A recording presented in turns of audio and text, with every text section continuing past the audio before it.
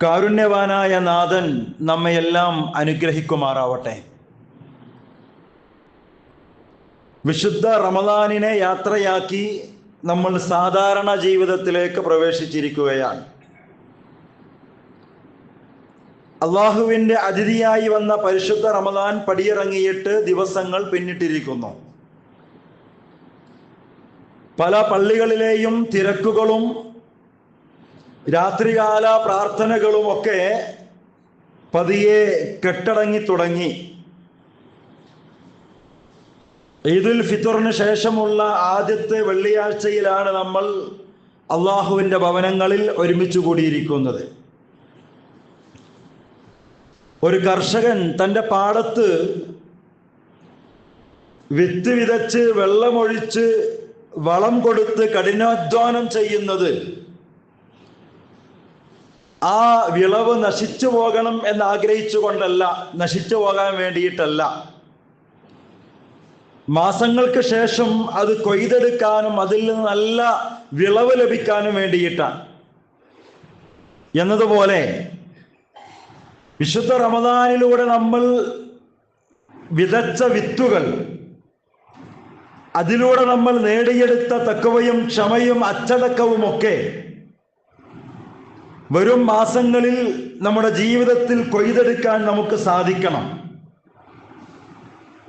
അതിനെ വരും മാസങ്ങളിലും നിലനിർത്താൻ ശ്രമിക്കണം എന്നാണ് ഞാൻ സൂചിപ്പിക്കുന്നത്. ഒരു മാസത്തെ നോമ്പിലൂടെ വരാനിരിക്കുന്ന നോമ്പില്ലാത്ത, നിർബന്ധ നോമ്പുകളില്ലാത്ത ദീർഘമായ 11 മാസത്തെ ദിനങ്ങളിൽ നോമ്പുകാരൻ്റെ മനസ്സോടെയും പവിത്രതയോടെയും ജീവിക്കാനുള്ള ഒരു പരിശീലനമാണ് നമ്മൾ നേടിയെടുത്തത്. നമുക്കറിയാം, ഈ റമദാൻ മാസം, കഴിഞ്ഞ റമദാൻ എന്ന് പറയുന്നത് പലതരത്തിലുള്ള ബന്ധങ്ങളുടെ പരിശീലനമായിരുന്നു. അതിലൊന്ന്, എനിക്ക് ഞാനുമായുള്ള ബന്ധം എന്ത് എന്ന് തിരിച്ചറിഞ്ഞ മാസമാണ്. വിശുദ്ധ റമദാൻ എന്ന് പറയുന്ന പരിശീലന കാലയളവ് എനിക്കും നിങ്ങൾക്കും നൽകിയ ഏറ്റവും വലിയ ഒരു ഉൾക്കാഴ്ച എന്ന് പറയുന്നത് നമുക്ക് നമ്മളെ തന്നെ തിരിച്ചറിയാൻ കഴിഞ്ഞു എന്നുള്ളതാണ്. ആരാണ് ഞാൻ? എവിടെ നിന്നാണ് ഞാൻ വന്നത്? എങ്ങോട്ടാണ് പോകേണ്ടത്? ഇനി അങ്ങനെ പോയി കഴിഞ്ഞാൽ ശേഷം അവിടെ എന്താണ് ഉള്ളത്? ഇതൊക്കെയും നമ്മൾ തിരിച്ചറിയുകയും ആലോചിക്കുകയും ചെയ്ത മാസമായിരുന്നു റമദാൻ എന്ന് പറയുന്നത്. അതുകൊണ്ട് തന്നെ ഇതൊക്കെയും മനസ്സിലാക്കിക്കൊണ്ടാണ് നമ്മൾ കർമ്മങ്ങൾ ചെയ്തത്. ഞാൻ ശരിക്കും ഞാനാവാൻ വേണ്ടിയിട്ടുള്ള കർമ്മങ്ങൾ നമ്മൾ ചെയ്തു. അതിനു വേണ്ട തിരുത്തലുകൾ നമ്മൾ വരുത്തി. ഞാൻ എന്ന് പറയുന്ന വ്യക്തിക്ക് ചേരാത്ത എന്തെല്ലാം ജീവിതത്തിലുണ്ടോ അതൊക്കെയും നമ്മൾ വെട്ടിമാറ്റി ഇനിയുള്ള ദിവസങ്ങളിൽ ആ ഏറ്റവും നല്ല ഞാനായിട്ട് മാറാൻ നമുക്ക് കഴിയണം. നമുക്കറിയാം, രഹസ്യത്തിൽ ആരാണോ നമ്മൾ, അതാണ് നാം, പരസ്യത്തിലുള്ളതല്ല. കാരണം മനുഷ്യൻ്റെ ഒരു പ്രകൃതം ആളുകൾക്ക് മുമ്പിൽ അവർ വളരെ നല്ലവരായിട്ടാണ് അഭിനയിക്കുകയും അറിയപ്പെടുകയും ചെയ്യുക. അപ്പൊ പരസ്യത്തിൽ എങ്ങനെയെന്നുള്ളതല്ല, മറ്റുള്ളവർക്ക് മുമ്പിൽ എങ്ങനെയെന്നതല്ല, രഹസ്യത്തിൽ നമ്മൾ എങ്ങനെയാണോ അതാണ് നാം. ആ അർത്ഥത്തിൽ വരും കാലഘട്ടങ്ങളിൽ ആ രഹസ്യ ജീവിതത്തെ നന്നാക്കിയെടുത്തുകൊണ്ട് ഏറ്റവും നല്ല ഒരു രൂപത്തിൽ ജീവിതത്തെ മുന്നോട്ട് കൊണ്ടുപോകാൻ നമുക്ക് കഴിയണം. നമ്മൾ എവിടെ നിന്ന് വന്നു എന്നും എങ്ങോട്ട് പോകുന്നു എന്നുമുള്ള ബോധ്യം ഇനിയുള്ള 11 മാസങ്ങളിൽ നമുക്ക് വഴികാട്ടിയായിട്ട് മാറണം. രണ്ടാമതായിട്ട്, ഞാനും എൻ്റെ റബ്ബുമായുള്ള ബന്ധമാണ്. ഞാനും എൻ്റെ റബ്ബും തമ്മിലുള്ള ബന്ധം, നമ്മുടെ ഏറ്റവും പ്രധാനപ്പെട്ട ബന്ധം എന്ന് പറയുന്നത് നമ്മുടെ സൃഷ്ടാവുമായിട്ടുള്ള ബന്ധമാണ്. കഴിഞ്ഞ ഒരു മാസം നാം വളരെ കൂടുതൽ ആ റബ്ബുമായിട്ട് അടുത്തവരാണ്. തഹജ്ജുദിലൂടെ, ദിക്റിലൂടെ, പ്രാർത്ഥനകളിലൂടെ ഖുർആൻ പാരായണത്തിലൂടെ, തറാവീഹിലൂടെ, തൗബയിലൂടെ, അങ്ങനെ ആ ബന്ധം, ഞാനും എൻ്റെ റബ്ബും തമ്മിലുള്ള ബന്ധം കഴിഞ്ഞ ഒരു മാസത്തിലൂടെ ഏറ്റവും നല്ല ഉന്നതമായ അവസ്ഥയിലേക്ക് എത്തിയിട്ടുണ്ട്. ഞാൻ പറയുന്നത് ആ ബന്ധവും നമ്മൾ ഉപേക്ഷിക്കാൻ പാടില്ല, അത് ഊഷ്മളമായിക്കൊണ്ടേയിരിക്കണം എന്നാണ്. ഒരിക്കൽ അല്ലാഹുവിന്റെ റസൂൽ കരീം സല്ലല്ലാഹു അലൈഹി വസല്ലമയെ കുറിച്ച് പറയുന്നുണ്ട്. ബിലാൽ റളിയല്ലാഹു അൻഹുമായി ബന്ധപ്പെട്ടൊരു വർത്തമാനമാണ്. റസൂൽ സല്ലല്ലാഹു അലൈഹി വസല്ലം പറയുകയാണ്, ബിലാലെ, സ്വർഗത്തിൽ എന്റെ മുമ്പിലായി നിന്റെ കാലടി ശബ്ദം ഞാൻ കേൾക്കുന്നുണ്ടല്ലോ എന്ന് ബിലാൽ റളിയല്ലാഹു അൻഹുവോട് റസൂൽ സല്ലല്ലാഹു അലൈഹി വസല്ലം പറയാനുള്ള കാരണം, എപ്പോൾ വുളു എടുത്താലും 2 റക്അത്ത് നമസ്കരിക്കുക എന്ന സ്വയം നിശ്ചയിച്ചൊരു പതിവായിരുന്നു എന്ന് കാണാൻ കഴിയും. മനസ്സിലായില്ല? ബിലാൽ റളിയല്ലാഹു അൻഹുവോട് റസൂൽ സല്ലല്ലാഹു അലൈഹി വസല്ലം പറയുന്നത്, സ്വർഗത്തിൽ എനിക്ക് മുമ്പേ നിന്റെ കാലടി ശബ്ദം ഞാൻ കേട്ടല്ലോ, എന്താ അങ്ങനെ വരാൻ കാരണം എന്നതിന്റെ മറുപടി എന്താ? എപ്പോൾ വുളു എടുത്താലും ആ റബ്ബുമായുള്ള ബന്ധം നന്നാക്കാൻ വേണ്ടി 2 റക്അത്ത് നമസ്കരിക്കുക എന്ന ശീലം ബിലാൽ എന്ന സ്വഹാബി റളിയല്ലാഹു അൻഹു ഉണ്ടായിരുന്നു എന്നാണ്. സാന്ദർഭികമായി നമ്മൾ മനസ്സിലാക്കണം, നമ്മൾ വുളു എടുത്തു കഴിഞ്ഞാൽ, എപ്പോഴാവട്ടെ വുളു എടുത്തു കഴിഞ്ഞാൽ ഭൗതികമായ കാര്യങ്ങളിൽ ശ്രദ്ധിക്കാതെയും മനസ്സങ്ങോട്ടൊന്നും കൊണ്ടുപോകാതെയും 2 റക്അത്ത് നമസ്കരിക്കുന്നവർക്ക് അല്ലാഹു സ്വർഗം നിർബന്ധമാക്കിയിരിക്കുന്നു എന്ന് നബി സല്ലല്ലാഹു അലൈഹി വസല്ലം പഠിപ്പിച്ചിട്ടുണ്ട്. അപ്പൊ ഇത് നമ്മൾ നിസ്സാരമായി കാണുന്ന കാര്യങ്ങളാണ്, നഷ്ടപ്പെടുത്തരുത്. ഇപ്പൊ ബിലാൽ റളിയല്ലാഹു അൻഹു സ്വർഗത്തിൽ റസൂലിനേക്കാൾ മുമ്പേ കാലടി ശബ്ദം കേട്ടു എന്ന് റസൂൽ പറയാനുള്ള കാരണം എന്താ? എപ്പോൾ വുളു എടുത്താലും ഉടൻ ആ വുളുവിന്റെ സുന്നത്ത് എന്ന രീതിയിൽ 2 റക്അത്ത് നമസ്കരിക്കുമായിരുന്നു. അതാണ് എന്നാണ് ഞാൻ പറഞ്ഞു വന്നത്. വിശുദ്ധ റമദാനിലൂടെ നമ്മൾ നന്നാക്കിയെടുത്തത് അള്ളാഹുവുമായുള്ള ബന്ധമാണ് രണ്ടാമത്തത്. ആ അള്ളാഹുവുമായുള്ള ബന്ധവും ഇനിയുള്ള ദിവസങ്ങളിൽ വളരെ സജീവമായി കൊണ്ട് തന്നെ മുന്നോട്ട് കൊണ്ടുപോകാൻ, നിലനിർത്താൻ കഴിയണം, സാധിക്കണം എന്നാണ്. അതോടൊപ്പം മൂന്നാമതായിട്ട് സ്വതക്ക കൊടുത്ത ആളുകൾ നമ്മുടെ കൂട്ടത്തിലുണ്ട്, സക്കാത്ത് കൊടുത്ത ആളുകൾ നമ്മുടെ കൂട്ടത്തിൽ ഉണ്ടാകും, പലതരത്തിലുള്ള റിലീഫ് സേവന പ്രവർത്തനങ്ങൾ നിർവഹിച്ചവർ നമ്മുടെ കൂട്ടത്തിലുണ്ട്. അത്തരത്തിലുള്ള പ്രവർത്തനങ്ങളിലൂടെ നമ്മുടെ സമൂഹത്തിലുള്ള, നമ്മുടെ ചുറ്റുപാടുമുള്ള പാവപ്പെട്ടവരുമായുള്ള ബന്ധവും സമൂഹവുമായുള്ള ബന്ധവും നന്നാക്കിയെടുക്കാൻ കഴിഞ്ഞിട്ടുണ്ട്. തീർച്ചയായും അങ്ങനെ നന്നാക്കിയെടുത്ത സമൂഹത്തിലുള്ള അത്തരം ആളുകളുണ്ടല്ലോ, അവരെ ചേർത്ത് നിർത്തി മുന്നോട്ട് കൊണ്ടുപോകാൻ ഇനിയും വരും ദിവസങ്ങളിൽ നമുക്ക് കഴിയേണ്ടതുണ്ട്, സാധിക്കേണ്ടതുണ്ട് എന്നാണ് ആമുഖമായി എനിക്ക് സൂചിപ്പിക്കാനുള്ളത്. വിശുദ്ധ ഖുർആനിൽ അല്ലാഹു സുബ്ഹാനഹു വ തആല പല സ്ഥലങ്ങളിലും വിശ്വാസികളെ വിളിച്ചുകൊണ്ട് പറയുന്ന ഒരു വർത്തമാനം ചില സ്ഥലങ്ങളിൽ ജനങ്ങളുമായി ബന്ധപ്പെടുത്തിക്കൊണ്ടും പൊതുവായി പറയുന്നുണ്ട്. അതെന്താണെന്ന് ചോദിച്ചാൽ, മനുഷ്യനെ പരീക്ഷിക്കുമെന്നാണ്.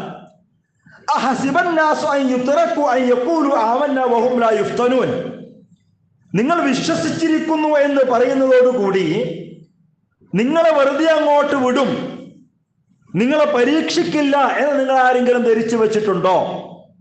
സമാന രൂപത്തിലുള്ള വേറെയും പല ചോദ്യങ്ങളുമൊക്കെ വിശുദ്ധ ഖുർആനിൽ കാണാൻ കഴിയും. നമ്മൾ മനസ്സിലാക്കേണ്ടത് പരീക്ഷണം 2 തരത്തിലുണ്ടാകും എന്നുള്ളതാണ്. 2 തരത്തിലാണ് പരീക്ഷണങ്ങൾ ഉണ്ടാവുക. അതിലൊന്ന് അല്ലാഹുവിൽ നിന്നുള്ള ശിക്ഷയുടെ പാഠങ്ങൾ നൽകിയിട്ടുള്ള പരീക്ഷണങ്ങളാണ്, അദാബുകൾ. അല്ലാഹു മനുഷ്യന് ശിക്ഷകൾ നൽകിക്കൊണ്ടുള്ള പരീക്ഷണങ്ങളാണ്. രണ്ടാമത്തത് ശിക്ഷണ പാഠങ്ങളാണ്. നമ്മൾ മനസ്സിലാക്കേണ്ടത്, കഴിഞ്ഞ റമദാൻ എന്ന് പറയുന്നത് നമുക്ക് ശിക്ഷണങ്ങൾ നൽകുന്ന, ചിലതൊക്കെയും നമ്മളെ പഠിപ്പിക്കുന്ന ഒരു പാഠമായിരുന്നു. എന്തായിരുന്നു അത്? ആവശ്യത്തിന് പണം കയ്യിലുണ്ട്, അതുകൊണ്ട് വാങ്ങാനുള്ള വിഭവങ്ങളൊക്കെയും നമ്മുടെ ചുറ്റുമുണ്ട്, അത് വാങ്ങിക്കൊണ്ടുവരാനുള്ള ശേഷിയും നമുക്കുണ്ട്, അത് പാകം ചെയ്യാനുള്ള സംവിധാനങ്ങളുണ്ട്, കഴിക്കാനുള്ള കഴിവുണ്ട്, കഴിച്ചാൽ അതിനെ ദഹിപ്പിക്കാനുള്ള കഴിവും നമ്മുടെ ആമാശയത്തിനുണ്ട്. പക്ഷേ ഇതൊക്കെയും ഉള്ളതോടൊപ്പം തന്നെ അള്ളാഹു ചില പാഠങ്ങൾ നമ്മളെ പഠിപ്പിച്ചു. എന്താണ്? അള്ളാഹ് പറഞ്ഞു, നിങ്ങളൊരു നിശ്ചിത സമയം മുതൽ നിശ്ചിത സമയം വരെ ഇതൊക്കെയും നിങ്ങൾ ഒഴിവാക്കണം, ഇതൊക്കെയും നിങ്ങൾ മാറ്റിവെക്കണം. അത് ഒരു ശിക്ഷണ പാഠമായിരുന്നു. അതിലൂടെ റബ്ബ് നമ്മളെ പരീക്ഷിക്കുകയായിരുന്നു. എന്താണ് ആ പരീക്ഷണം? തിന്നാനും കുടിക്കാനും ഒക്കെ യഥേഷ്ടം കയ്യിലുണ്ടായിട്ടും വാങ്ങാമായിരുന്നിട്ടും പാചകം ചെയ്യാമായിരുന്നിട്ടും അത് വേണ്ട, അത് മാറ്റിവെക്കണം എന്ന് പറഞ്ഞപ്പോ അത് മാറ്റിവെക്കാൻ, അത് ഉപയോഗിക്കാതിരിക്കാൻ വിശ്വാസികൾ തയ്യാറായോ എന്നുള്ള പരീക്ഷണമായിരുന്നു. എന്ന് പറഞ്ഞാൽ ഒരു ശിക്ഷണ പാഠമായിരുന്നു റമദാൻ എന്ന് പറയുന്നത്. അതോടൊപ്പം തന്നെ ചില ശിക്ഷാപാഠവും അള്ളാഹു നമുക്ക് നൽകാറുണ്ട്. എന്താ ശിക്ഷാപാഠങ്ങൾ? വിഭവങ്ങൾ ധാരാളമുണ്ട് നമുക്ക് ചുറ്റും, പക്ഷെ വാങ്ങാൻ കയ്യിൽ നയാ പൈസ ഇല്ല. അതൊരു ശിക്ഷയാണല്ലോ. കടയിലും അങ്ങാടിയിലുമൊക്കെ സാധനങ്ങളുണ്ട്, പക്ഷെ അത് വാങ്ങാൻ കയ്യിൽ പണമില്ലാത്ത അവസ്ഥ. അല്ലെങ്കിൽ കയ്യിൽ ധാരാളം പണമുണ്ട്, പക്ഷെ വാങ്ങാനുള്ള വിഭവങ്ങൾ നാട്ടിലില്ല. ഇനി ഒരു പക്ഷേ ഇറാനുമായി ബന്ധപ്പെട്ട യുദ്ധ സംവിധാനങ്ങളൊക്കെ നീളുകയാണെങ്കിൽ അത്തരം ഭക്ഷ്യക്ഷാമങ്ങൾ വരെ വരുമെന്നാണ് കണക്കുകൾ പറയുന്നത്. ഇപ്പോൾ തന്നെ ചില പ്രൈവറ്റ് എണ്ണ കമ്പനികളൊക്കെ എണ്ണയ്ക്ക് വില കൂട്ടിക്കഴിഞ്ഞു. ഗ്യാസിന് ക്ഷാമം അനുഭവപ്പെട്ടു തുടങ്ങി. പല ഹോട്ടലുകളും അടച്ചിരിക്കുന്നു. ഉള്ളവർ തന്നെ പലതിനും വില കൂട്ടിക്കൊണ്ടിരിക്കുന്നു. ഇനി ഇങ്ങനെയൊക്കെ ഒരു അവസ്ഥ മുന്നോട്ട് കൊണ്ടുപോവുകയാണെങ്കിൽ, ഹോർമുസ് കടലിടുക്ക് പൂർണ്ണമായും ഇനി അത് ബ്ലോക്കാവുകയാണെങ്കിലൊക്കെ അതിലൂടെ കടന്നു വരേണ്ടുന്ന എല്ലാ വിഭവങ്ങളും, പഠനങ്ങൾ പറയുന്നത് വളങ്ങൾ ഉൾപ്പെടെ, നമ്മൾ കൃഷിക്കാരുണ്ടാവും, കൃഷിക്കാരുപയോഗിക്കുന്ന വളങ്ങളുണ്ടല്ലോ, ആ വളങ്ങൾ ഉൾപ്പെടെ ലോകത്ത് വരാതിരിക്കുമെന്നാൽ കൃഷിയെ ബാധിക്കും, ഭക്ഷ്യക്ഷാമം ഉണ്ടാകും എന്നൊക്കെ കണക്കുകളും പഠനങ്ങളും പറയുന്നുണ്ട്. ഞാൻ പറയുന്നത് ഇപ്പൊ അങ്ങനെയല്ല. അപ്പൊ ധാരാളം കയ്യിൽ പണമുണ്ട്, പക്ഷേ വാങ്ങാനുള്ള വിഭവങ്ങൾ ലഭ്യമല്ല. അത് അള്ളാഹുവിന്റെ പരീക്ഷണമായിട്ട് വരും. ഇനി വേറെ ചില ആളുകൾക്ക് വിഭവങ്ങളുണ്ട്, കയ്യിൽ വാങ്ങാനുള്ള പൈസയുണ്ട്, പക്ഷെ ഒന്നും വാങ്ങി കഴിക്കാൻ പറ്റാത്ത അവസ്ഥ. അങ്ങനെ ഉണ്ടാകൂലേ? ഒന്നും വാങ്ങിക്കഴിക്കാൻ പറ്റാത്ത അവസ്ഥ നമ്മൾ പലരും അനുഭവിച്ചുകൊണ്ടിരിക്കുന്ന യാഥാർത്ഥ്യമായിരിക്കും ചിലപ്പോൾ അത്. ഡോക്ടർ പറഞ്ഞു ഷുഗറാണ്, പഞ്ചസാര ഉപയോഗിക്കാൻ പാടില്ല. ഡോക്ടർ പറഞ്ഞു ഉപ്പ് ഉപയോഗിക്കരുത്, അത് പ്രയാസമാണ്. അൾസറാണ്, എരിവും പുളിയും ഉപയോഗിക്കാൻ പാടില്ല.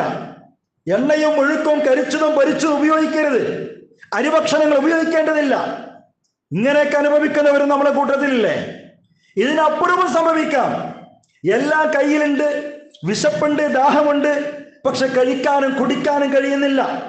ഇതങ്ങനെ കുടിച്ചാലോ കഴിച്ചാലോ ദഹിക്കുന്നില്ല, ദഹിച്ചാൽ ശോധനയില്ല. ഇതൊക്കെ അനുഭവിക്കുന്നവരോട് ചോദിക്കണം അതെന്താ പരീക്ഷണം എന്ന്, അപ്പോഴേ തിരിയുള്ളൂ. ഇല്ല, എത്രയോ ആളുകളുണ്ട് ഭക്ഷണം കഴിക്കാൻ കഴിയും, എന്നാ കഴിച്ചാലോ ദഹിക്കുന്നില്ല, ശോധന വരുന്നില്ല, ഇനി കഴിക്കാൻ കഴിയുന്നില്ല, അങ്ങോട്ട് ഇറക്കാൻ കഴിയുന്നില്ല. ഇങ്ങനെ ഞാൻ പറഞ്ഞു വരുന്നത്, ഒരു മാസത്തിലൂടെ ശിക്ഷണ പാഠത്തിൽ കഴിച്ചുകൂട്ടിയ നാം ഇത്തരത്തിലുള്ള പടച്ചറബിന്റെ ശിക്ഷാ പാഠത്തെയും ഓർക്കുന്നവരായിട്ട് മാറണം എന്നാണ്. ഇത്തരത്തിലുള്ള റബ്ബിന്റെ പലതരത്തിലുള്ള ശിക്ഷാ പരീക്ഷണങ്ങളെയും ഓർക്കുന്നവരായിട്ട് വരും ദിനങ്ങളിൽ മാറണം എന്നാണ് സൂചിപ്പിക്കുന്നത്. ഒരു മാസത്തിലൂടെ കൃത്യമായ ശുദ്ധീകരണത്തിന് വിധേയരായിട്ടാണ് നമ്മൾ ഇവിടെ കൂടിയിരിക്കുന്നത്. നബി പറഞ്ഞല്ലോ, എല്ലാ ഇബാദത്തുകളെ കുറിച്ചും അങ്ങനെ തന്നെയാണ്. 5 സമയം നമസ്കരിക്കുന്നവനെ കുറിച്ച് എന്താ റസൂലുള്ളാഹി പറഞ്ഞേ? അവൻ 5 നേരം കുളിക്കുന്നവനെ പോലെയാണ്. സക്കാത്ത് എന്ന് പറഞ്ഞാൽ എന്താണ്? അത് ശുദ്ധീകരണമാണ്. ദാനധർമ്മങ്ങൾ എന്താണ്? അതും നിങ്ങളെ ശുദ്ധീകരിക്കാൻ സഹായിക്കുന്നതാണ്. ഇപ്പൊ നമ്മൾ ഒരുമിച്ച് കൂടിയിരിക്കുന്ന അള്ളാഹുവിന്റെ ഭവനങ്ങളോ അതും അങ്ങനെ തന്നെയാണ്. നമ്മളെ ശുദ്ധീകരിക്കാനുള്ള ഇടമാണ് പള്ളികൾ എന്ന് പറയുന്നത്. ശരീരത്തിലെ ഹൃദയത്തിന്റെ സ്ഥാനമാണ് പള്ളികൾക്കുള്ളതെന്നാൽ ശരീരത്തിന്റെ മറ്റു മേഖലകളിൽ നിന്നൊക്കെ വരുന്ന രക്തത്തെ ശുദ്ധീകരിച്ച് വീണ്ടും ശരീരത്തിലേക്ക് തിരിച്ചയക്കുന്ന ഹൃദയം, അതിന്റെ റോളാണ് ഒരു സമൂഹത്തിൽ പള്ളികൾക്കുള്ളത് എന്നാണ്. വിവിധ മേഖലകളിൽ നിന്ന് വരുന്ന ആളുകളെ സ്വീകരിച്ച് അവരെ ശുദ്ധീകരിച്ച് അവർ വന്ന സ്ഥലങ്ങളിലേക്ക് തന്നെ തിരിച്ചുവിടുക. അത് കച്ചവട സ്ഥാപനത്തിലേക്കാകാം, കൃഷിസ്ഥലത്തേക്കാകാം, വ്യവസായ സ്ഥലത്തേക്കാകാം, അധ്യാപനത്തിലേക്കാകാം, ഓഫീസുകളിലേക്കാകാം. അങ്ങനെ മനുഷ്യന്മാരെ മുഴുവൻ വിളിച്ചുകൂട്ടി അവരെ ശുദ്ധീകരിച്ച് വീണ്ടും അങ്ങനെ അവരുടേതായ മേഖലകളിലേക്ക് തിരിച്ചുവിടുക എന്ന പണിയാണ് അള്ളാഹുവിന്റെ പള്ളികൾ നിർവഹിച്ചു കൊണ്ടിരിക്കുന്നത്. റമദാൻ എന്ന ഒരു മാസത്തിലൂടെയും അള്ളാഹ് നമ്മളെ കൊണ്ട് ചെയ്യിപ്പിച്ചതും അതുതന്നെയാണ്. അപ്പൊ ഇതൊക്കെ മനസ്സിലാക്കിക്കൊണ്ടായിരിക്കണം ഇനിയുള്ള നമ്മുടെ ജീവിതം എന്ന് പറയുന്നത്. പ്രിയമുള്ളവരെ, പരലോക യാത്രക്കുള്ള ഒരുക്കം പൂർത്തിയാക്കി വന്നിരിക്കുന്ന വിശുദ്ധ വ്യക്തിത്വങ്ങളാണ് നമ്മൾ. നമുക്കതറിയാമല്ലോ. നേരത്തെ പറഞ്ഞതുപോലെ റമദാനിലൂടെ കഴുകി ശുദ്ധീകരിച്ച് റബ്ബിലേക്ക് കൂടുതൽ ഓടിയെടുത്ത് അവസാനം ഫിത്ർ സക്കാത്ത് കൊടുത്ത് കറകളഞ്ഞ വ്യക്തിത്വങ്ങളായിട്ടാണ് വീണ്ടും ഇതാ ഈദുൽ ഫിത്തറിന് ശേഷം ഒരു ആദ്യ വെള്ളിയാഴ്ച നമ്മൾ ഒരുമിച്ച് കൂടിയിരിക്കുന്നത്. ഈ ഒരു ബോധം ശരിക്കും നമ്മുടെ മനസ്സിലുണ്ടാകണം. അതില്ലെങ്കിൽ പതർച്ച സംഭവിക്കും, കാലിടറിക്കൊണ്ടിരിക്കും, മനസ്സ് കെട്ടുകൊണ്ടിരിക്കും, മടിയന്മാരും അലസന്മാരുമായി കൊണ്ടിരിക്കും. അതില്ലാതിരിക്കാൻ ഈ ബോധ്യം നിരന്തരം നമ്മൾ നമ്മോട് പറഞ്ഞുകൊണ്ടേയിരിക്കണം. ഏത് ബോധ്യം?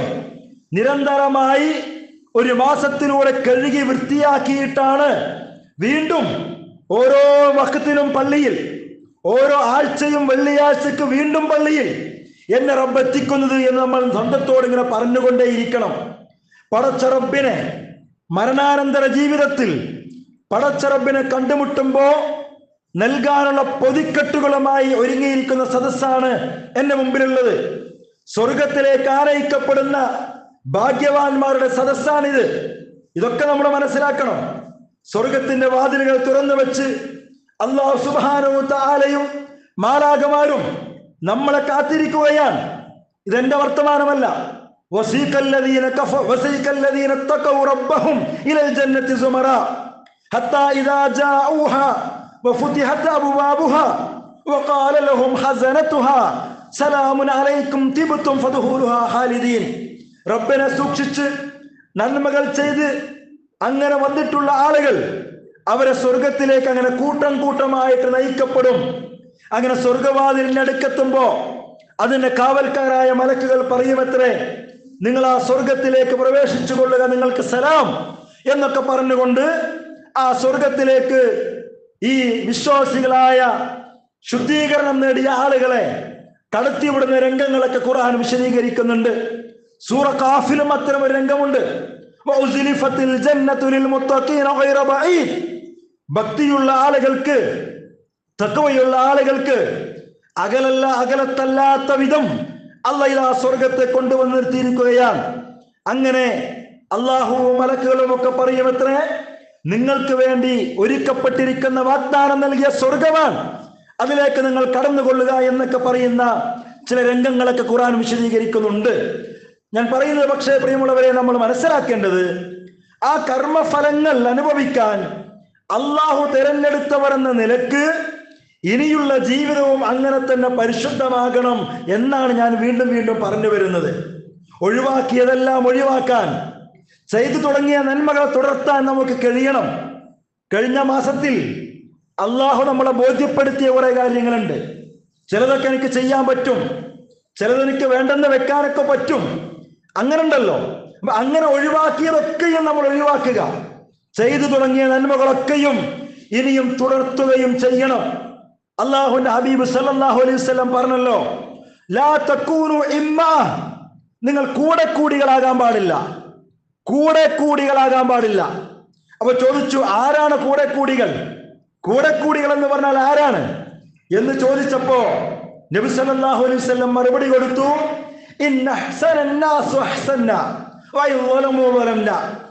ജനങ്ങളൊക്കെ നന്മ ചെയ്യുമ്പോൾ നമ്മളും നന്മ ചെയ്യും, ജനങ്ങളൊക്കെ തിന്മ ചെയ്യുമ്പോഴോ നമ്മളും തിന്മ ചെയ്യും. അത് വല്ലാത്തൊരു വർത്തമാനമാണ്. നിങ്ങൾ കൂടെക്കൂടികളാകരുത്. ആരാ കൂടെക്കൂടികൾ? നാട്ടുകാരും ജനങ്ങളും ഒക്കെ നന്മ ചെയ്യുമ്പോൾ നമ്മളും നന്മ ചെയ്യാം. നാട്ടുകാരും അയൽവാസികളും പള്ളിക്കാരൊക്കെ തിന്മ ചെയ്യുകയാണെങ്കിലോ നമ്മളും തിന്മ ചെയ്യാം. നാടോടുമ്പോൾ നടുവേ ഓടുക എന്നൊക്കെ പറയും. നാട്ടുകാരെങ്ങനെയാണോ അതുപോലെ നമ്മളാകുക. നന്മ ചെയ്താൽ നമ്മൾ നന്മ ചെയ്യും, തിന്മ ചെയ്താൽ നമ്മളും തിന്മ ചെയ്യും. ഇങ്ങനെ ആകാൻ പാടില്ല എന്നാണ് ഈ പറയുന്നത്. വിശുദ്ധ റമദാൻ വിടവാങ്ങി. റമദാനിനോടൊപ്പം നമ്മുടെ സൽശീലങ്ങൾ വിട പറയാതിരിക്കാൻ നമ്മൾ പ്രത്യേകം ശ്രദ്ധിക്കണം. നമ്മൾ ആരാധിച്ചത് റമദാനെയല്ല, ആരാധിച്ചത് അള്ളാഹുവിനെയാണ്. അങ്ങനെയാണല്ലോ ഒരു മഹാൻ പറഞ്ഞത്, മൻ കാന യഅബുദു റമദാൻ ഫഇന്ന റമദാന ഖദ് മാത് വമൻ കാന യഅബുദുല്ലാഹ് ഫഇന്നല്ലാഹ ഹയ്യുൻ ലാ യമൂത്. നിങ്ങൾ ആരെങ്കിലും റമദാനെയാണ് ആരാധിച്ചതെങ്കിൽ റമദാൻ മരിച്ചിരിക്കുന്നു, റമദാൻ മരിച്ചിരിക്കുന്നു. നിങ്ങൾ അള്ളാഹുവിനെയാണ് ആരാധിച്ചതെങ്കിൽ അള്ളാഹു മരണമില്ലാത്തവനാണ്, അവൻ കാലാകാലം നിലനിൽക്കുന്നവനാണ്. അതുകൊണ്ട് കുൻ അബ്ദൻ ലില്ലാഹി ഫീ കുല്ലി സമാൻ, നിങ്ങൾ എല്ലാ കാലത്തും അള്ളാഹിന്റെ അടിമകളായിട്ട് മാറുക. വലാ തകുൻ അബ്ദൻ ലി റമദാൻ, റമദാനിന്റെ അടിമകളായി മാറാതിരിക്കുക. എന്താണ് പറഞ്ഞത്? അള്ളാഹ് എന്നെന്നും ജീവിച്ചിരിക്കുന്നവനാണ്. അള്ളാഹുവിനെയാണ് നിങ്ങൾ ആരാധിച്ചതെങ്കിൽ അള്ളാഹ് മരിച്ചിട്ടില്ല. അതുകൊണ്ട് നിങ്ങളുടെ ഇബാദത്തുകൾ, നിങ്ങളുടെ സൽക്കർമ്മങ്ങൾ അതിനെയും തുടർന്നുകൊണ്ടേയിരിക്കണം. ഇല്ല, നിങ്ങൾ റമദാനെയാണ് ആരാധിച്ചതെങ്കിൽ റമദാൻ മരിച്ചു കഴിഞ്ഞു, റമദാൻ കഴിഞ്ഞു, അത് വിട പറഞ്ഞു. അത്തരം ആളുകളുടെ കർമ്മങ്ങളും അവസാനിക്കുമെന്നാണ്. അപ്പൊ നമ്മൾ നമ്മുടെ കർമ്മങ്ങൾ മുമ്പിൽ വെച്ചുകൊണ്ട് ആലോചിക്കണം, നമ്മൾ ഏതിൽ പെടും? റമദാനെ ആരാധിച്ചവരിൽ പെടുവോ, അല്ല റബ്ബിനെ ആരാധിച്ചവരിൽ പെടുവോ എന്നൊക്കെ നമുക്ക് നമ്മളെ തന്നെ വിലയിരുത്താനുള്ള അവസരങ്ങളാണ് ഇനിയുള്ള ദിവസങ്ങൾ എന്ന് പറയുന്നത്. എങ്ങനെ? നമ്മുടെ കർമ്മങ്ങളെ മുമ്പിൽ വെച്ചുകൊണ്ട് ആലോചിക്കാം. ഒരിക്കലും തന്നെ റബ്ബാനികളായി മാറണം, റമദാനികളായിട്ട് മാറാൻ പാടില്ല. മഹാന്മാരായ പണ്ഡിതന്മാർ അത് പലതരത്തിലും പറയുന്നുണ്ട്. കുൻ റബ്ബാനിയൻ, നീ റബ്ബാനിയാകണം. വലാത്തക്കുൻ റമദാനിയൻ, റമദാനിസ്റ്റുകളായിട്ട് മാറാൻ പാടില്ല എന്നാണ്. എന്നിട്ട് പറയാൻ ബിഅ്സൽ ഖൗം, എത്ര മോശമാണ് ഒരു സമൂഹത്തിന്റെ ഉദാഹരണം. ഖൗമുൻ ലാ യഅരിഫൂന അല്ലാഹ ഇല്ലാ ഫീ റമദാൻ, അവര് അള്ളാഹിനെ റമദാനിൽ മാത്രമേ അറിയുള്ളൂ എന്നാണ്. റമദാനിൽ മാത്രമേ അവർ അള്ളാഹിനെ അറിയുള്ളൂ, റമദാൻ കഴിഞ്ഞാൽ പിന്നെ അള്ളാഹിനെ ഒരു ബന്ധം അവർക്ക് ഉണ്ടാകൂല. ഈ പറഞ്ഞ വിഭാഗത്തിലൊന്നും പ്രിയമുള്ളവരെ നമ്മൾ ഉൾപ്പെടാനോ ചേരാനോ പാടില്ല എന്നാണ് ഈ ഒരു സമയത്ത് ഞാൻ സൂചിപ്പിക്കുന്നത്. റമദാനിസ്റ്റുകളായിട്ട് മാറാതിരിക്കുക. വിശുദ്ധ ഖുർആൻ സൂചിപ്പിച്ചതുപോലെ മരിക്കുമ്പോളം നന്മകൾ ചെയ്യുന്ന ആളുകളായിട്ട് മാറുക. ഇസ്ലാമിൽ ആരാധനകൾ എന്ന് പറയുന്നത് ഒരു പ്രത്യേക കാലയളവിലേക്ക് മാത്രമുള്ളതല്ല, മരണം വരെ ആത്മീയമായ ബന്ധം നിലനിർത്തുക എന്നതാണ് ഒരു വിശ്വാസിയുടെ വിജയം എന്ന് പറയുന്നത്. റമദാൻ മാസത്തിലോ അല്ലെങ്കിൽ പ്രയാസങ്ങൾ വരുമ്പോഴോ മാത്രം ഇബാദത്തിൽ ശ്രദ്ധിക്കുക എന്നത് അതൊരു വിശ്വാസിയുടെ സ്വഭാവമല്ല, അങ്ങനെ ആകാൻ പാടില്ല എന്നുള്ളതാണ്. പക്ഷെ പല ആളുകളും അങ്ങനെയാണ്. എങ്ങനെ? റമദാൻ വന്നപ്പോൾ ഉഷാറ്, റമദാൻ കഴിഞ്ഞപ്പോൾ ഡൗൺ ആയി, ബാറ്ററി ഇറങ്ങി. വേറെ ചില ആളുകൾ പ്രയാസങ്ങൾ വരുമ്പോൾ ഉഷാറാവും. അവർ ഉഷാറാകണമെങ്കിൽ ജീവിതത്തിലുള്ള പ്രയാസങ്ങൾ വരണം. അപ്പൊ അവർ പ്രാർത്ഥനയും നിസ്കാരവും സുന്നത്തും എല്ലാം ഉണ്ടാവും. ആ പ്രയാസം മാറിപ്പോയാലോ ഒക്കെ അങ്ങോട്ട് പോവുകയും ചെയ്യും. അങ്ങനെയാകാൻ പാടൂല വിശ്വാസികൾ എന്നാണ് ഈ പറഞ്ഞത്. ഞാൻ നേരത്തെ പറഞ്ഞല്ലോ, നമ്മൾ സ്വർഗത്തിന്റെ അവകാശികളായിട്ട് മാറിയവരാണ്. എന്താ വിശ്വാസം വരുന്നില്ലേ? അത് റമദാനെ കുറിച്ച് ആലോചിച്ചാൽ ഉത്തരം കിട്ടും. ഞാൻ നിങ്ങളോട് ചോദിക്കേണ്ടതാണ്. നമ്മുടെ കഴിഞ്ഞ റമദാൻ എങ്ങനെയായിരുന്നു എന്നത് ആലോചിക്കുമ്പോ ഈ ഉത്തരം കിട്ടും. അപ്പൊ ഞാൻ പറയുന്നു, കോമൺ ആയിട്ട് നമ്മൾ സ്വർഗത്തിന്റെ അവകാശികളായിട്ട് മാറിയവരാണ് റമദാനിലൂടെ. ഇനി അതിന് വിരുദ്ധമാകരുത് ജീവിതം. ഇനി നേടിയ അർഹത വരുന്ന 11 മാസത്തിലൂടെ നമ്മൾ നഷ്ടപ്പെടുത്തരുത് എന്നാണ് പറയുന്നത്. മഹാന്മാരെ പറഞ്ഞൊരു വർത്താനുണ്ട്, തൗബയ്ക്ക് ശേഷമുള്ള തിന്മ അതിനു മുമ്പുള്ള 70 തിന്മകളെക്കാൾ നികൃഷ്ടമാണെന്നാണ്. അള്ളാഹിനോട് നിങ്ങൾ തൗബ ചെയ്തു, പുറത്തു തരണേ എന്ന് പറഞ്ഞു, ഇനി ആ തെറ്റിലേക്ക് മടങ്ങില്ലെന്ന് പറഞ്ഞു, എന്നിട്ട് വീണ്ടും നിങ്ങൾ ആ തിന്മ ചെയ്താൽ അത് തൗബയ്ക്ക് മുമ്പുള്ള 70 തിന്മകളെക്കാൾ നികൃഷ്ടമാണ് എന്നൊക്കെ മഹാന്മാര് പഠിപ്പിച്ചതായിട്ടൊക്കെ കാണാൻ കഴിയും. വിശുദ്ധ ഖുർആനിൽ കുറെ ഉപമകളുണ്ട്, കുറെ കഥകളുണ്ട്, കുറെ ചിത്രീകരണങ്ങളുണ്ട്. അങ്ങനെയുള്ള ചിത്രീകരണങ്ങളുടെ കൂട്ടത്തിൽ അല്ലാഹു സുബ്ഹാനഹു വ തആല നമ്മളെ പഠിപ്പിക്കുന്ന ഒരു നെഗറ്റീവ് കഥാപാത്രമുണ്ട്. നെഗറ്റീവ് കഥാപാത്രമാണ്. സൂറത്ത് നഹലിലെ 92-ാമത്തെ ആയത്തിൽ പറയുന്ന ഒരു കൈത്തറിക്കാരിയുടെ കഥയാണ്. ഒരുപക്ഷെ റമദാന് ശേഷമൊക്കെ ഉള്ള പ്രഭാഷണങ്ങളൊക്കെ നമ്മൾ കേട്ട കാര്യമായിരിക്കും. ഒന്നുകൂടെ ഓർമ്മപ്പെടുത്തുകയാണ്. സൂറത്ത് നഹലിലെ 92-ാമത്തെ ആയത്തിൽ അല്ലാഹു സുബ്ഹാനഹു വ തആല നമ്മളെ പരിചയപ്പെടുത്തുന്ന റൈത്വ ബിൻത് അംർ എന്നാണ് അവരുടെ പേര്. റൈത്വ ബിൻത് അംർ നബി സല്ലല്ലാഹു അലൈഹി വസല്ലം കുടുംബമായ ഖുറൈശി ഗോത്രത്തിലെ അവാന്തര തറവാട്. അസദ് കുടുംബക്കാരിയായിരുന്നു ഈ സ്ത്രീ എന്നാണ് പറയുന്നത്. എന്താ ഒരു പ്രശ്നം എന്നറിയോ? നല്ല തുന്നൽക്കാരത്തിയായിരുന്നു. അതിവിദഗ്ധമായി വസ്ത്രങ്ങൾ തുന്നാനുള്ള കഴിവ് ഈ സ്ത്രീക്ക് ഉണ്ടായിരുന്നു. ശരിക്കും ശ്രദ്ധിക്കണം. റമദാന് ശേഷം എന്തിനാന്ന് പറയുന്നത്? അപ്പൊ നല്ലപോലെ തുണികൾ തുന്നാൻ കൈകൊണ്ട് ഇങ്ങനെ തുന്നി ഉണ്ടാക്കി നല്ല നല്ല വസ്ത്രങ്ങൾ ഉണ്ടാക്കി പുതപ്പുകൾ ഉണ്ടാക്കി അത് ചന്തയിൽ കൊണ്ടുപോയിട്ട് പൊന്നും വിലക്ക് വിൽക്കുമായിരുന്നു ഈ സ്ത്രീ. നല്ല പൈസ ഉണ്ടാക്കും, നല്ല കഴിവുണ്ടായിരുന്നു എന്നാ. ഒരു ദിവസം നേരം വെളുത്തപ്പോ ഈ റൈത്തക്ക് ഭ്രാന്തായി എന്നാ പറയുന്നത്. ഭ്രാന്തായി എന്ന് പറയാൻ കാരണം എന്താ അറിയോ? അവർ ശീലിച്ചു വന്ന ചര്യകളൊന്നും മുടങ്ങിയില്ല. എന്ന് പറഞ്ഞാൽ രാവിലെ അടിച്ച് വസ്ത്രം നെയ്യാൻ തുടങ്ങും, തുന്നാൻ തുടങ്ങും, നല്ല നല്ല വസ്ത്രങ്ങളൊക്കെ ഉണ്ടാക്കാൻ തുടങ്ങും. പക്ഷേ വൈകും എന്താ സംഭവിക്കാറിയോ? വൈകുന്നേരം വരെ തുന്നിയുണ്ടാക്കിയ വസ്ത്രങ്ങളെല്ലാം അതിങ്ങനെ വൈകുന്നേരമാകുമ്പോ അങ്ങനെ പിരിച്ചിട്ട് എന്ത് ചെയ്യും? അതൊക്കെ നഷ്ടപ്പെടുത്തുന്ന. എന്ന് പറഞ്ഞാൽ വൈകുന്നേരം വരെ എടുത്ത പണിയൊക്കെ വെള്ളത്തിലാക്കുക. കുറച്ചുകൂടി മനസ്സിലാകുന്ന പോലെ പറഞ്ഞ മറ്റൊരു നാരായണത്ത് ഭ്രാന്തി. നാരായണത്ത് ഭ്രാന്തിനെ കുറിച്ച് കേട്ടില്ലേ? കല്ലിങ്ങനെ ഉരുട്ടി കയറ്റിയിട്ട് മേത്തെത്തുമ്പോൾ എന്ത് ചെയ്യും? അവിടെ നിന്നിട്ട് താഴേക്ക് ഉരുട്ടിയിട്ട് ചിരിക്കുക. ഇതേപോലെ വൈകുന്നേരം വരെ പണിയെടുക്കുക. അത് കൊണ്ടുപോയി കൊടുത്താൽ നല്ല വില കിട്ടും. പക്ഷെ എന്താ വൈകുന്നേരം ചെയ്യണത്? അത് ഇരുന്നിട്ടൊക്കെ ഇങ്ങനെ അതിന് നൂലൊക്കെ ഇങ്ങനെ പിരിച്ച് അതൊന്നുമില്ലാത്ത വൈകുന്നേരം വരെ എടുത്ത പണിയൊക്കെ വെള്ളത്തിലാക്കുക. അതെന്താ പറഞ്ഞറിയോ? വലാ തകൂനു കല്ലതീന ഖദതു അസലഹാ മിൻ ബഅദി ഖുവത്തിൻ അൻകാസ. വലാ തകൂനു, നിങ്ങൾ ആകാൻ പാടില്ലേ, നിങ്ങൾ ആകരുതേ. നമ്മളെ വിളിച്ചു പറയാൻ, വിശ്വാസികളെ, മനുഷ്യരെ, നിങ്ങളൊരു പെണ്ണിനെ പോലെ ആവരുത്. എന്താണ് ആ പെണ്ണിന്റെ പ്രത്യേകത? കല്ലതീന ഖദതു അസലഹാ മിൻ ബഅദി ഖുവത്തിൻ അൻകാസ. വൈകുന്നേരം വരെ വസ്ത്രം ഇങ്ങനെ നെയ്തുണ്ടാക്കിയിട്ട് അവസാനം നെയ്തുണ്ടാക്കിയ വസ്ത്രം മുഴുവൻ തന്റെ സമയത്തെ മുഴുവൻ നഷ്ടപ്പെടുത്തിയിട്ട് അതിനെ മുഴുവൻ വെള്ളത്തിലാക്കുന്ന നഷ്ടപ്പെടുത്തുന്ന ആ പെണ്ണിനെ പോലെ നിങ്ങൾ ആകരുതേ എന്നുള്ള നമ്മോട് പറയുന്നുണ്ടെങ്കിൽ അത് വല്ലാത്തൊരു പറച്ചിലാണ് കേട്ടോ. ഈ റമദാൻ കഴിഞ്ഞിട്ടാണ് നമ്മൾ ചിന്തിക്കുന്നത്. അപ്പൊ എന്താ പറയണത് അറിയോ? നാരായണത്വ ഭ്രാന്തന്റെ റോളിലേക്ക് നിങ്ങൾ മാറരുത് മനസ്സിലാക്കാൻ പറഞ്ഞതാ. നാരായണത്വ ഭ്രാന്തന്റെ റോളിലേക്ക് നിങ്ങൾ മാറരുത് എന്ന് പറഞ്ഞാൽ വിശുദ്ധ റമദാനിലൂടെ നോക്കൂ എത്ര കൃത്യമാണ് അല്ലാഹുവിന്റെ വർത്തമാനം. വിശുദ്ധ റമദാനിന്റെ രാവും പകലും ഉറക്കമൊഴിച്ചും ക്ഷീണിച്ചും നിങ്ങൾ ധാരാളം നമസ്കരിച്ചു, സ്വലാത്ത് ചൊല്ലി, സുജൂദ് ചെയ്തു, റബ്ബിലേക്ക് കൈകൾ ഉയർത്തി, തറാവീഹ് നമസ്കരിച്ചു, ഖിയാമുൽ ലൈൽ നമസ്കരിച്ചു, ഇത്തികാഫ് ഇരുന്നു. അങ്ങനെ ധാരാളം നിങ്ങൾ നെയ്തുണ്ടാക്കി നിങ്ങൾ. ഇനി അവസാനം ഈ റമദാൻ അങ്ങോട്ട് കഴിഞ്ഞ് പിശാച് നിങ്ങളെ പിടിക്കാൻ വേണ്ടി വരുന്ന സമയങ്ങളാണ്.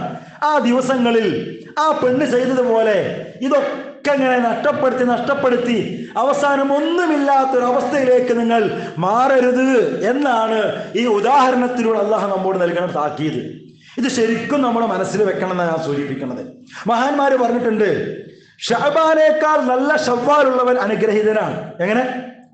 റമദാന് മുമ്പ് ഷഅബാൻ, ആ ഷഅബാനേക്കാൾ നല്ല ശവ്വാലാണ് നിങ്ങൾക്കുള്ളതെങ്കിൽ ഞാൻ എൻ്റെ ഷവ്വാൽ മാസത്തെ ജീവിതം പരിശോധിച്ച് നോക്കുമ്പോൾ കുഴപ്പമില്ല, അൽഹംദുലില്ലാ, എൻ്റെ ഷഅബാൻ എങ്ങനെയായിരുന്നോ അതിനേക്കാൾ അനുഗ്രഹമാണ്, നല്ല ഉഷാറാണ് എന്ന് നിങ്ങൾക്ക് ഉണ്ടെങ്കിൽ നിങ്ങൾ അനുഗ്രഹീതനാണെന്ന ഇത് വിലയിരുത്തണം, സ്വന്തത്തോട് ചോദിക്കണം. ഇനി അങ്ങനെയല്ല, ഷഅബാൻ പോലെ തന്നെ ഷവ്വാലെങ്കിൽ അവൻ വഞ്ചിതനാണ്. എങ്ങനെ? എൻ്റെ ഷഅബാൻ എങ്ങനെയായിരുന്നോ അതുപോലെ തന്നെ ഷവ്വാലും, വലിയ മാറ്റമൊന്നുമില്ല. അങ്ങനെയാണെങ്കിൽ നിങ്ങൾ ചതിക്കപ്പെട്ടിരിക്കുന്നു എന്നർത്ഥം. ഇനി മൂന്നാമത്തത്, ഷഅബാനേക്കാൾ മോശമാണ് ഷവ്വാലെങ്കിൽ അങ്ങനെ വിലയിരുത്തി നോക്കുമ്പോൾ ഷഅബാൻ വന്ന് റമദാൻ വന്നു, റമദാനിൽ ഉഷാറായിരുന്നു. റമദാൻ കഴിഞ്ഞ് വീണ്ടും ഷവ്വാൽ ഇങ്ങോട്ട് വന്നപ്പോ ജീവിതമൊക്കെ ആകെ തകിടം പറഞ്ഞ് വീണ്ടും പിശാചിന് പിടുത്തം കൊടുക്കാൻ തുടങ്ങി. അത് ഷഅബാനേക്കാൾ, റമദാന് മുമ്പുള്ളതിനേക്കാൾ മോശപ്പ ജീവിതം, നോട്ടം, കേൾവി, സംസാരം ഒക്കെ മോശം. അങ്ങനെയാണെങ്കിൽ നിങ്ങൾ ശപിക്കപ്പെട്ടവരാണ്. ശപിക്കപ്പെട്ടവരാണ്. പഠിപ്പിക്കുക പണ്ഡിതന്മാർ. പ്രിയമുള്ളവരെ, ഇതൊക്കെ നമ്മുടെ ശ്രദ്ധയിലുണ്ടാകണം, നമ്മുടെ മനസ്സിലുണ്ടാകണം. അടുത്ത 11 മാസത്തേക്ക് നമ്മുടെ ബാറ്ററി അത് ചാർജ് ഇറങ്ങാതെ നമ്മൾ നിലനിർത്തണം. അങ്ങനെ ഉണ്ടല്ലോ. നമ്മൾ റമദാൻ എന്ന് പറയുന്ന ഒരു ചാർജ് സ്റ്റേഷൻ ആയിരുന്നു റമദാൻ. 11 മാസത്തിലേക്കുള്ള ബാറ്ററി ചാർജ് ചെയ്യായിരുന്നു റമദാൻ എന്നൊരു മാസത്തിലൂടെ. ഇനി അതിങ്ങനെ ഇറങ്ങാണ്ട് 11 മാസം അത് അങ്ങനെ പവർഫുള്ളായിട്ട് നിൽക്കണം. ചില ആളുകളിലേക്ക് ഇറങ്ങിയിട്ടോ, ചില ആളുകളിലൊക്കെ ബാറ്ററി 1 മാസം.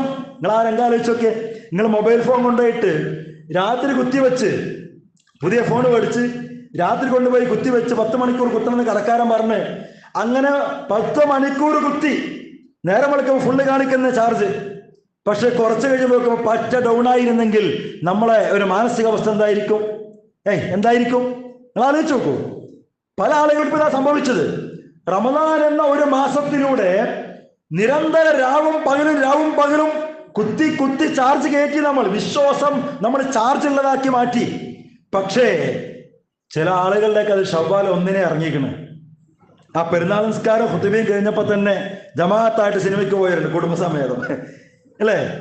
ജമാഅത്തായിട്ട് തിയേറ്ററിൽ പോയിട്ട് സിനിമയ്ക്ക് പോയി. ഞാൻ അതിന്റെ മറ്റു വശങ്ങളിലേക്കല്ല പോകുന്നു കേട്ടോ, ചില കാര്യങ്ങൾ പറഞ്ഞു തന്നേ ഉള്ളൂ. അങ്ങനെ പലതും മദ്യപിക്കാൻ വേണ്ടി ജമാഅത്തായിട്ട് പോയിട്ടുണ്ട്, സമുദായത്തിനകത്ത് മദ്യപിക്കാൻ പോയിട്ടുണ്ട്. അപ്പൊ അങ്ങനെയൊക്കെ ആ 1 മാസത്തിലൂടെ നമ്മൾ നേടിയെടുത്ത ചാർജ് ഒരൊറ്റ ദിവസം കൊണ്ട് ഇറങ്ങിയ ആൾക്കാരുണ്ട് സമുദായത്തിനകത്ത്. 2 ദിവസം കൊണ്ട് ഇറങ്ങിയവരുണ്ട്. ഇപ്പൊ ഇങ്ങനെ ഇറങ്ങിക്കൊണ്ടിരിക്കുന്നവരുണ്ട്. നമ്മൾ ഏതിൽ പെടുന്ന ആലോചിക്കുക. നമ്മൾ പ്രാർത്ഥിക്കേണ്ടതും ആഗ്രഹിക്കേണ്ടതും ഇറങ്ങരുത് കേട്ടോ. 11 മാസം ആ ചാർജ് ഒരു കട്ട പോലും ഇറങ്ങാതെ അങ്ങനെ തന്നെ നിലനിർത്തണം. നമ്മളെപ്പോഴും പറയാറുള്ളത് പോലെ റമദാനിലൂടെ നമ്മളെ കൊണ്ട് അള്ളാഹു പലതും ചെയ്യിച്ചല്ലോ. ഞാൻ നേരത്തെ പറഞ്ഞല്ലോ തുടക്കത്തില്, എന്നെ കൊണ്ട് പറ്റൂല എന്ന് പറഞ്ഞ പലതും നമ്മൾ ചെയ്തു. പല ജീവിത ശീലങ്ങളും നമ്മൾ മാറ്റി, അല്ലെ? പല ശൈലികളും നിങ്ങൾ ആലോചിച്ച് നോക്കിയേ.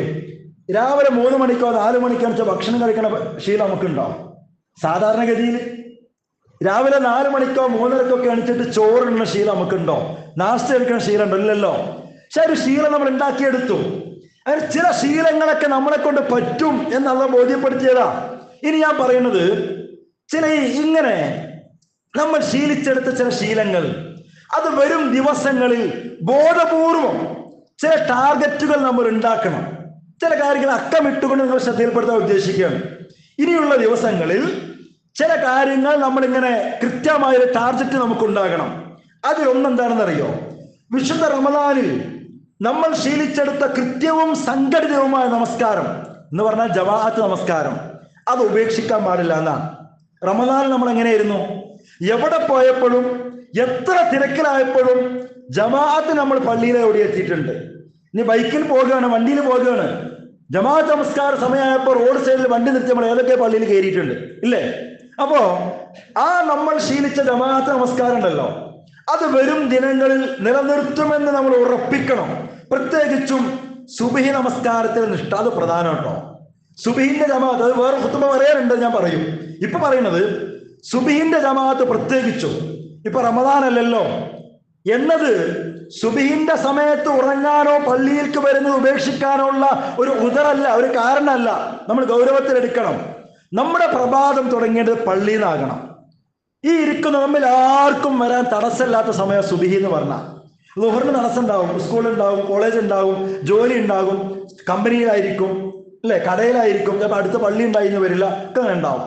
സുബ്ഹി നമസ്കാരം എന്ന് പറഞ്ഞാൽ 98% ആളുകൾക്കും, 2% നൈറ്റ് ജോലിക്കാർക്ക് വെച്ച് കേട്ടോ, നൈറ്റ് ജോലി ഉണ്ടാകുമല്ലോ ഷിഫ്റ്റ്, അവർക്ക് 2% ബാക്കി വെച്ച് 98% ആളുകൾക്കും വരാൻ ഒരു തടസ്സവും ഇല്ലാത്ത സമയം സുബ്ഹി നമസ്കാരത്തിന് സമയം. എന്താ നമ്മുടെ പ്രശ്നം? അപ്പൊ നമ്മൾ തീരുമാനിക്കണം, റമദാനിൽ ഞാൻ സുബ്ഹിക്ക് പള്ളിക്ക് എത്തിയിട്ടുണ്ട്, ഇൻഷാ അല്ലാഹ് ഇനിയും ഞാൻ ആ സുബ്ഹി നമസ്കാരത്തിന് ജമാഅത്ത് ഉൾപ്പെടെ പള്ളിയിൽ വെച്ചുള്ള ജമാഅത്ത് പരമാവധി ഞാൻ അങ്ങനെ തന്നെ നിർവഹിക്കുമെന്ന് ഉറപ്പിക്കാൻ നമുക്ക് കഴിയണം. മറ്റൊന്ന്, തഹജ്ജുദ് ഉൾപ്പെടെയുള്ള സുന്നത്ത് നമസ്കാരങ്ങളാണ്. സുന്നത്ത് നമസ്കാരങ്ങൾ അത്താഴത്തിന് എണിച്ചപ്പോ നമ്മൾ പലരും തഹജ്ജുദ് നിസ്കരിച്ചിട്ടുണ്ട്. ഇപ്പൊ അത്താഴം കഴിക്കേണ്ടതില്ല, അതുകൊണ്ട് തഹജ്ജുദ് നിൽക്കരുത്.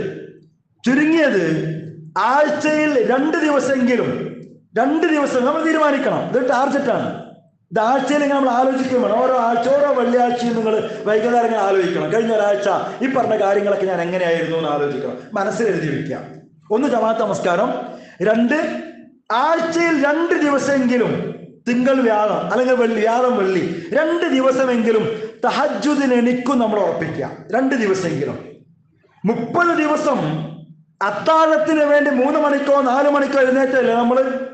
ആഴ്ചയിൽ 2 ദിവസം ഒന്നും അങ്ങനെ എണിക്കേണ്ട പ്രയാസം ഉണ്ടോ? ഉണ്ടാകൂല. അപ്പൊ ശീലിക്കണം. ശീലിച്ചാൽ കിട്ടും. ശീലിക്കണം. നമ്മൾ കുടുംബസമേതം ശീലിക്കണം. ചോദ്യങ്ങളും വിചാരണകളും ഇല്ലാതെ സ്വർഗത്തിൽ പോകുന്ന വിഭാഗം അറിയോ? തഹജ്ജുദ് നിസ്കരിച്ചോരാ. ചോദ്യമല്ല, വിചാരണല്ല. നീ എന്താ അങ്ങനെ ചെയ്ത്, നീ എന്താ അങ്ങനെ ചെയ്ത്, ഒരു ചോദ്യം പോലും ഇല്ലാണ്ട് അത് ഡയറക്റ്റ് സ്വർഗത്തേക്ക് വിടും. ആരാന്നറിയോ? തഹജ്ജുദ് നമസ്കരിച്ച ആൾക്കാരാ. വേണ്ടേ നമുക്കിതൊക്കെ? അവർക്ക് നിലനിർത്താൻ നമ്മൾ ശ്രമിക്കണം. നബി പറഞ്ഞു, ഫുലാൻ, ഒരു മനുഷ്യനെ പോലെ നിങ്ങൾ ആകാൻ പാടില്ല. എന്താ അവരുടെ പ്രത്യേകത? കാനയഖൂമിനല്ലേ, അവൻ രാത്രി എഴുന്നേൽക്കും. ഖിയാമുൽ ലൈൽ നിസ്കരിക്കൂല. ചിലപ്പോൾ നമ്മളൊക്കെ ഉണ്ടാകും അങ്ങനെ. രാത്രി ഇങ്ങനെ ഉറക്കം വരാം. അപ്പൊ ചൂട് കാലമാണ് അല്ലെ, AC ഒന്നും ഇല്ലെങ്കിൽ ഇപ്പൊ അങ്ങനെ തിരിഞ്ഞ മണ്ണക്കനെ കിടക്കും. ഉറക്കൊന്നും വരൂല, ഉറങ്ങിയിട്ടൊന്നും ഉണ്ടാവില്ല, എഴുന്നേൽക്കും, പക്ഷെ നിസ്കരിക്കൂല. അങ്ങനത്തെ ഒരാളെ പോലെ നിങ്ങൾ ആകരുത് എന്നാണ് നബി സല്ലല്ലാഹു അലൈഹി വസല്ലം പറഞ്ഞത്. അപ്പൊ 2 സുന്നത്ത് നമസ്കാരങ്ങൾ തഹജ്ജുദ് ഉൾപ്പെടെ അത് നിർവഹിക്കും. റവാത്തിബ് സുന്നത്തുകൾ, അങ്ങനെ സമയമല്ല പറയാം. റവാത്തിബ് സുന്നത്തുകൾ, പള്ളിക്കേരിയുള്ള തഹിയ്യത്ത് നിസ്കാരം, നേരത്തെ വുദു എടുത്താലുള്ള നിസ്കാരം ഉണ്ടല്ലോ. ഇങ്ങനെ സുന്നത്തായ നമസ്കാരങ്ങളൊക്കെ ഞാൻ പരമാവധി അങ്ങനെ തന്നെ ചെയ്യും എന്ന് നമ്മൾ തീരുമാനിക്കാം. 3 സുന്നത്ത് നോമ്പുകളാണ്. 29 നോമ്പെടുത്ത ആളുകളെ നമ്മൾ ചുരുങ്ങിയത് മാസത്തിൽ ഒരു 3 നോമ്പൊക്കെ നമ്മൾ എടുക്കാൻ പറ്റൂലേ? എന്താ പറ്റായി? 30 നോമ്പ് 20 നോമ്പെടുത്ത ആളുകൾ, 29 നോമ്പെടുത്ത ആളുകൾക്ക് മാസത്തിൽ ഒരു 3 നോമ്പെടുക്കാൻ എന്താ പ്രശ്നം? അത് പറ്റുമെങ്കിൽ ആ അറബി മാസത്തിൽ 13, 14, 15 അയ്യാമുൽ ബീദ്, അറബി മാസത്തിലെ 13, 14, 15 തീയതികൾ ആ നോമ്പ് നമ്മൾ എടുക്കാൻ ശീലിക്കുക. ഇനി ശവ്വാൽ മാസത്തിൽ 6 നോമ്പുണ്ട്. അതെടുക്കാത്ത ആളുകൾ 1 വർഷം നോമ്പെടുത്തതിന് തുല്യാണ്. അത് തുടർച്ചയായിട്ട് എടുക്കണം എന്നൊന്നുമില്ല. ഈ മാസത്തിൽ എടുത്താൽ മതി. ഈ മാസം എന്ന് പറഞ്ഞാൽ പിന്നെ മാർച്ചില്ലേ, ഏപ്രിൽ 18 വരെ വരും സമയം. ഏപ്രിൽ 18 വരെ ഉണ്ട് സമയം. എടുക്കണം നമ്മൾ 3 നോമ്പ്, 6 നോമ്പ്. അത് പറ്റുമെങ്കിൽ ഈ 13, 14, 15 അറബി മാസം ആ ദിവസം എടുക്കുകയാണെങ്കിൽ ആ 2 നിയത്തും കൂടി വെച്ച അയ്യാമുൽ ബീദിന്റെ കൂലിയും കിട്ടും, ശവ്വാലിന്റെ കൂലിയും കിട്ടുന്നതാണ്. അപ്പൊ അതൊക്കെ നമ്മൾ ശ്രദ്ധയിൽ ഉണ്ടാകണം. അപ്പോ 29 നോമ്പെടുത്ത ആളുകളാണ് നമ്മൾ. അങ്ങനെയുള്ള നമുക്ക് 3 നോമ്പിന് പ്രയാസം ഉണ്ടാകൂല. അപ്പൊ അതുകൊണ്ട് തീരുമാനിക്കണം, ഇൻഷാ അല്ലാഹ് ഈ റമദാന് ശേഷം എല്ലാ മാസവും മിനിമം ഒരു 3 നോമ്പെങ്കിലും സുന്നത്ത് നോമ്പ് ഞാൻ എടുക്കുമെന്ന് കുടുംബസമയം നമ്മൾ തീരുമാനിക്കണം. മറ്റൊന്ന് ഖുർആൻ പാരായണമാണ്. ഒരു വിശ്വാസിയുടെ സുഗന്ധമാണ് തിലാവത്തുൽ ഖുർആൻ. ഖുർആനും നമ്മളും, ഖുർആനും നമ്മുടെ വീടും തമ്മിലുള്ള ബന്ധം അത് സജീവമാകണം. ദിവസവും ചുരുങ്ങിയത് 2 പേജെങ്കിലും ഓതും നമ്മൾ തീരുമാനിക്കാം. പറ്റുമെങ്കിൽ അർത്ഥം മനസ്സിലാക്കി ഓതുക. ഇല്ലെങ്കിൽ വെറുതെ ആണെങ്കിൽ അങ്ങനെ ഖത്തം തീർക്കാൻ വേണ്ടിയിട്ട് ദിവസം നമ്മൾ ഒരുപാട് പേജ് ഓതിയിട്ടുണ്ട് റമദാനിൽ. അങ്ങനെയുള്ള നമുക്ക് ഒരു 2 പേജ് ദിവസം ഓതൽ വലിയ പ്രശ്നമല്ല. വിചാരിച്ചാൽ നടക്കും. അതുകൊണ്ട് അതിങ്ങനെ പറയുന്നത്, വിചാരിച്ചാൽ നടക്കും. അപ്പൊ അതുകൊണ്ട് ഇതൊക്കെ കുടുംബസമേതം, ഇതൊക്കെ ഇങ്ങനെ ഇന്ന് വീട്ടിൽ പോയിട്ട് ഇതൊക്കെ നമ്മളൊന്ന് ആലോചിക്കണം. കുടുംബസമേതം ആലോചിക്കണം. ഒരു ദിവസം 2 പേജെങ്കിലും ഖുർആൻ ഓതാത്ത ദിവസം എൻ്റെ വീട്ടിൽ ഉണ്ടാകൂല നമ്മൾ തീരുമാനിക്കണം. മറ്റു ദാനധർമ്മം, ആഴ്ചയിൽ ഒരു നിശ്ചിത തുക ചെറുതാണെങ്കിലും പാവങ്ങൾക്ക് വേണ്ടി മാറ്റിവെക്കുന്ന സ്വഭാവം ഉണ്ടാക്കിയെടുക്കുക. ദിക്റുകൾ, ഫർദ് നിസ്കാരം കഴിഞ്ഞാൽ സുബ്ഹാനല്ലാഹ്, അൽഹംദുലില്ലാഹ്, അല്ലാഹു അക്ബർ, ലാ ഇലാഹ ഇല്ലല്ലാഹ്, അങ്ങനെ ഉണ്ടല്ലോ. അതൊരു മുടക്കവും വരുത്താതെ ചെയ്യും നമ്മൾ തീരുമാനിക്കുക. യാത്രകൾക്കിടയിൽ, ജോലിക്ക് പോകുമ്പോ, കച്ചവടത്തിന് പോകുമ്പോ, വണ്ടി ഓടിച്ചു പോകാൻ സ്വലാത്ത് ചെല്ലാം, ദിക്ർ ചെല്ലാം, എന്താ തടസ്സം? ഇതൊക്കെ തീരുമാനിക്കണം. അപ്പൊ ഇങ്ങനെ ദിക്ർ, സ്വലാത്ത് പോലുള്ള കാര്യങ്ങളൊന്നും ഞാൻ മുടക്കില്ല എന്നൊക്കെ നമ്മൾ തീരുമാനിക്കുക. ചില ആളുകളൊക്കെ പറയാറുണ്ട്, പ്രായോഗികമായിട്ട് പറയാറുണ്ട്.